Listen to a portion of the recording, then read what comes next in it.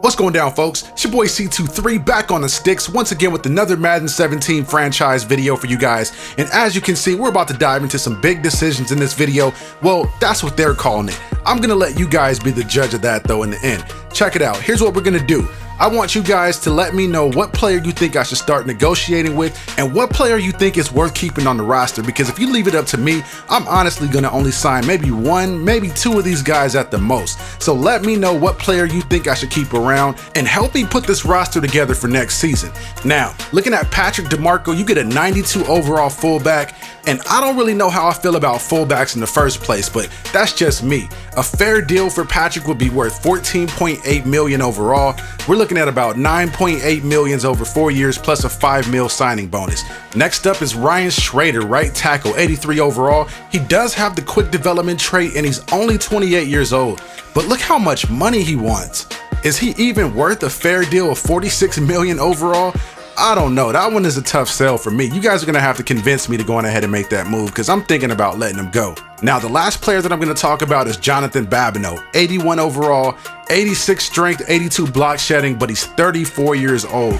I already know the obvious answer here, folks, but Babs has been a Falcon for so long and I'm a die-hard fan, so I'm probably going to go with my heart and just cave in a bit and give Babs that 1-year deal for $7.5 million. But it is still pretty early in the season and we don't have to make any decisions just yet, but I would like to take care of these guys sooner than later so it's not lingering down the line. So drop me a comment below and let me know your thoughts on who I should keep or who I should let go.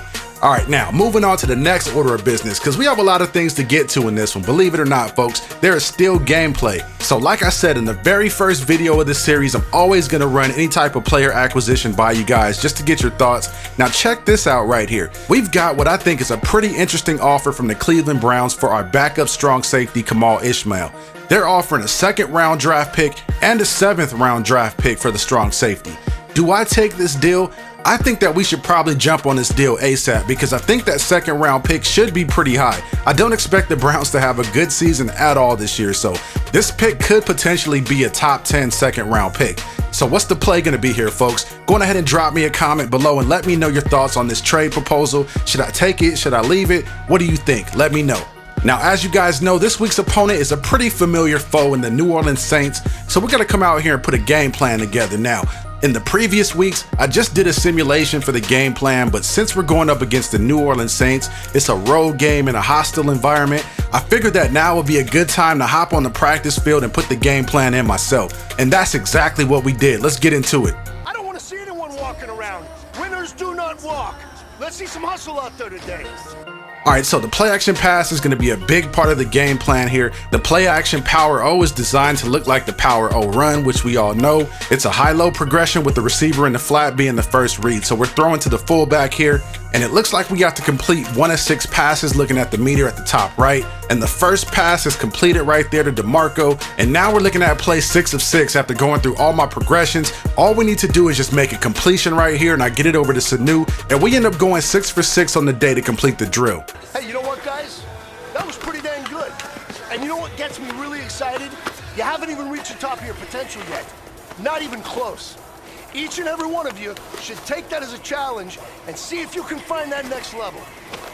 So it looks like Neil gets 200 XP out of that, 100 for Hooper and 100 for Jones. Not bad. I just wish that Jones had the quick development trait like Neil does, but we'll work with that. Now that we've done all the business related stuff in this video, let's go on ahead and dive into the gameplay. All right, Larry, thank you. We are down on the bayou as you get a look inside the Mercedes-Benz Superdome in New Orleans. Tonight, we wrap up week 3 with a good Monday nighter here between the Atlanta Falcons and the New Orleans Saints. I've got to tip my cap to the folks over at EA because the commentary in this game is amazing, folks. I kid you not, they did a phenomenal job with it. And if you guys haven't played the game yet, that was just a small sample size of it. You guys will enjoy actually listening to the commentary in this one. I kid you not. So anyway, getting into the gameplay, we're starting this thing on 3rd and long. Matty Ice dropping back, firing the pass over the middle to Julio, who picks up the first down, and Ryan took a shot to complete that pass at the end of the play. So the next play, we dial up the screen game to Freeman, and he's able to pick up another first down on the play. So once again, moving the chains, and Freeman looks a little bit slow to get up right there, but he ends up staying in the game. Next play, Ryan in the gun, going across the middle to Tammy, who had the ball for a second, but gets it knocked loose by the DB. So on 2nd and 10 here, Ryan fires a pass to Julio Jones, and he is off to the races. After making one defender miss, he runs all the way in untouched for the score right there. So we're up 7-0 in this one. How did the Saints respond? They come out handing the ball off to Ingram, and he gains about 3 or 4 on the play, setting them up with the 2nd and 6 now. Breeze in the gun, going back to the ground game again, but we are right there to shut him down. I think we can credit Allen with the tackle on that play. Now on 3rd and 5, we send the nickel on a blitz, and just like last game, Jalen Collins comes screaming in for the sack on the play. So on the next drive, on 1st and 10, we go with the ground game to Freeman right there, and he picks up 7 on the play. So now we're looking at 2nd and 3, going right back to him, but there's no running room, so he ends up getting stuffed behind the line of scrimmage. So now we're looking at 3rd and 2 now. Matty Ice under center, taking the snap, looking downfield, has his tight end Toilolo on the sideline right there for a nice pickup, moving the chains. So here we are on 1st and 10, going back to the ground game again. Freeman bounces off his blocker, and he has nothing but open space after making a cut, and he is gone. And then he just casually dives over the pylon and then tells all the Falcons fans in the Superdome to stand up. But yo, is it still called the Superdome, Saints fans? I know Mercedes-Benz got the naming rights and all that. Maybe they changed it up, but I think it still might be the Superdome. If it's not, I apologize. Go ahead and correct me in the comments. You guys already know. Now, in the last video, I got a couple of questions asking about what difficulty I was on. I hope this addresses the question right here. As you can see, I am on all Madden. I can't change it or anything weird like that. So, hey, that's what it is, and we're going to leave it at that. Getting back to the gameplay, though, look at that spin move that Ingram just put on me. That was a pretty crazy move right there.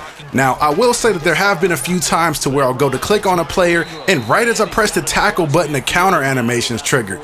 I don't know, maybe that's just me. Has anybody else out there experienced that? If so, go ahead and drop me a comment below and let me know, because that's just crazy when that happens.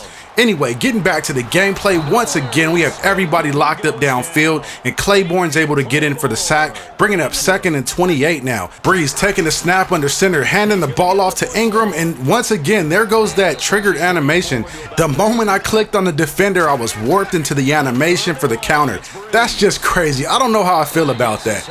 But anyways, after we force the Saints to go 3 and out, we come out handing the ball off to Freeman, and he takes off, running off right tackle, getting into the 2nd level of the defense. Nice blocking right there by Hooper downfield. That was a pretty nice run right there. And Freeman's been pretty explosive this season so far, folks. That run right there was the 5th time he's run for more than 20 yards on a play. And that's pretty crazy when you think about it, because we're only in game 3 of the season so far. If that can continue, we could be looking at the league rushing title. We'll see how it plays out though. Getting back to the gameplay though, on 2nd and 10, Julio makes the catch for a short completion on the play, but check this out. The linebacker is hurt. Looks like he's holding his hip right there. But then he gets to the trainer's table and he's holding his ribs or his stomach or something. Come on now, it's way too early in the game to start faking injuries. But it kind of worked though, because it got me off the field. We ended up going 3 and out on that drive. Giving the ball back to the Saints, they try to go back to the ground game, but we are right there to shut that play down at the line of scrimmage. Next play, they're going with the ground game again, and look at the hit by the rookie Jones. Nice play in space right there, young fella. So on 3rd and 4 now, Breeze with time in the pocket, goes up top to Cooks. Oh my goodness, he just took the top off the defense with that play, got behind Alford. I don't know why I left him in one-on-one coverage right there, but they end up capitalizing on the play. So now it's a 14-7 game. Matty Ice goes with the game plan, play action right there to the left side. Tammy is wide open, and look at the stiff arm. Oh my goodness, did you guys see that? Lewis just got a fistful of Tammy, and he was dazed on that play. Wait, that doesn't even sound right, but you guys know what I mean. Getting back to the gameplay though, after the negative gain on the play, it's 2nd and 15. We go up top to Mohamed Sanu Jr., and he gets up and just flips over Vaccaro. What a crazy play.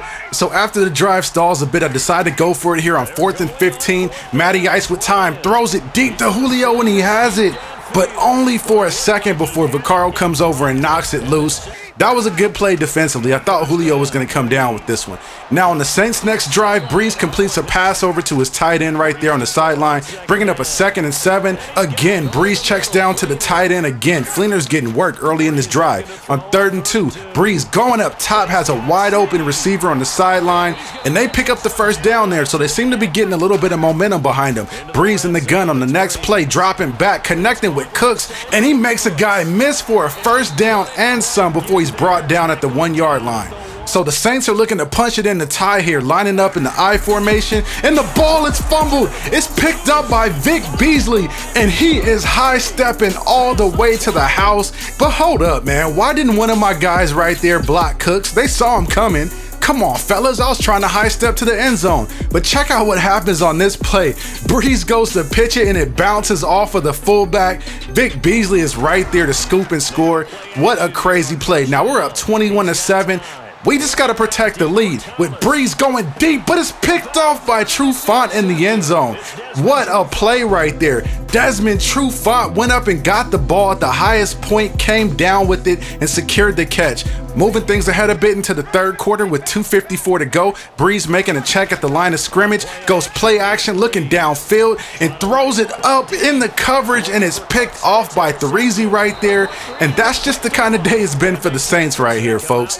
We couldn't have asked for a better game going into this one. On the next play, we hand it off to Freeman, and he gets loose, breaking off yet another huge run right there before finally getting pushed out of bounds. But unfortunately, though, the drive kind of sputters, and we end up settling for 3. Moving into the fourth quarter now, the Saints have the rock at the 50-yard line. Breeze takes a snap in the pistol, fires and completes a pass to Cooks, but look who's right there to make the play. The rookie linebacker Jones forces the fumble out. He just rips the ball out of Cook's hands right there, and we take possession and milk the clock. We end up getting the W in this one, 27-7, and look at Drew Brees on the sidelines, mad right here. This was a good win for us though. Not only is it a win against the Saints, which I'll say is my least favorite team in the NFL, it's another win against a divisional opponent, and that's huge. Taking a quick look at the stats before we get out of here, Matt Ryan was 15-22 for 196 yards and 1 touchdown. Devontae with 18 carries for 162 yards and 1 touchdown. That's the game MVP right there, folks. We don't need to go any further. Anyways, folks, that's all the time I got in this one. I hope you guys enjoyed it. If you guys stuck with me throughout this entire video and are ready to see week 4, go on ahead and smack that like button for me, and I'll get it up for you guys later today. Anyways, folks, that's my time. I'm signing off, and I'll see you in the next one.